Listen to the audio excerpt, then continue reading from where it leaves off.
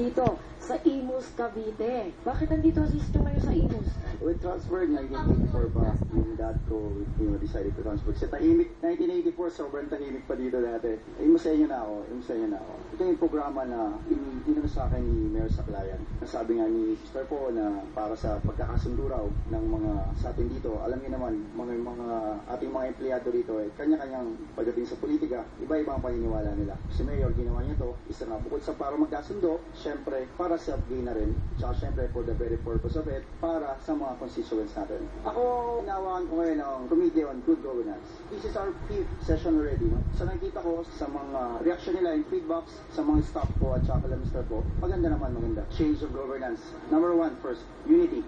Pag walang unity, hindi magandang trabaho. Walang rapport, walang chemistry, hindi magandang servisyo sa bayan. You are a public servant, you have to give service to the people. Pero I'm telling you, ang Imus, iba na ngayon. Ang motibo ng alkalde ng Imus, gusto lang niya magkaroon ng unity. Trabaho ang kailangan, hindi yung away sa politika. We were invited by Councilor Jeff na tulungan sila. Alam mo kami, Rose, kami tumutulong sa lahat ng mga government agencies kung sa ikabubuti ng ating bayan. Kaya nga meron kaming slogan na sinasabi na Agent for Change for a Strong Republic. This seminar, laking tulong nito sa amin, sa mga government employee. Lahat kami nandito para magsilbi taong bayan kasama natin mga government officials. Gusto po namin pasalamatan ang ating municipal mayor, as Mayor Homer Saclayan, at the same time si Councilor Jeff Asitions, of course, kasi sa pagtulong nila para ma-improve namin yung service namin sa taong bayan. Napakaganda pong seminar to para sa amin kasi turuan po kami kung paano po yung wastong pag-treat po namin sa mga pasyente at para rin po namin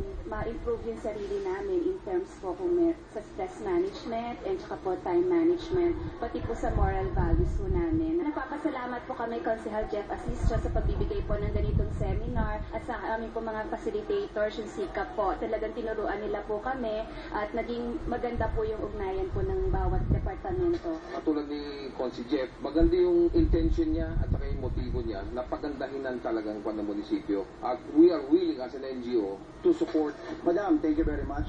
Thank you sa pagpapaunlak niyo sa amin dito. Mr. po, thank you very much.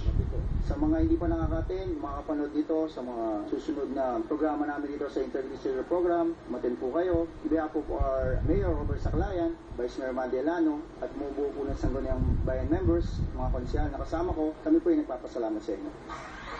Nandito po tayo